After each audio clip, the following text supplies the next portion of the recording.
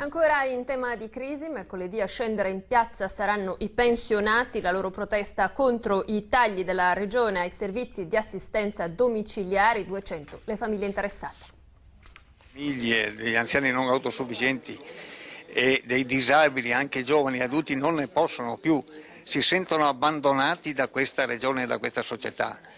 Il grido di protesta e di allarme si alza forte contro il taglio di 126 milioni di euro prospettato dalla Regione, che colpisce soprattutto i servizi di assistenza domiciliare. La marcia indietro della giunta Zaia al lavoro per rivedere la manovra non convince i sindacati dei pensionati riuniti nella sede della CISL a Mestre. È solo un modo per bypassare le elezioni, perché già sono messi male loro che litigano continuamente, quindi non possono permettersi delle reazioni così negative da parte della popolazione.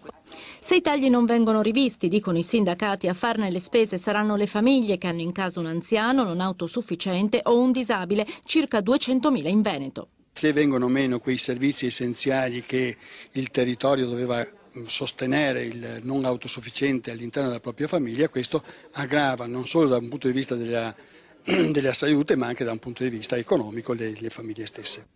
Contro la politica regionale dei tagli all'assistenza domiciliare, i sindacati unitari dei pensionati hanno promosso una giornata di protesta. L'appuntamento è per mercoledì 6 febbraio al Teatro Toniolo di Mestre. Vorremmo che finalmente la Regione Veneto aprisse dei tavoli di confronto per riorientare e riorganizzare il sistema sanitario. La via d'uscita è l'applicazione della legge 30, incrementando le risorse destinate al territorio e destinate alla domiciliarità.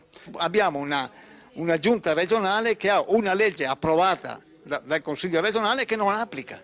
Non è più possibile che facciano finta che non esiste questa legge.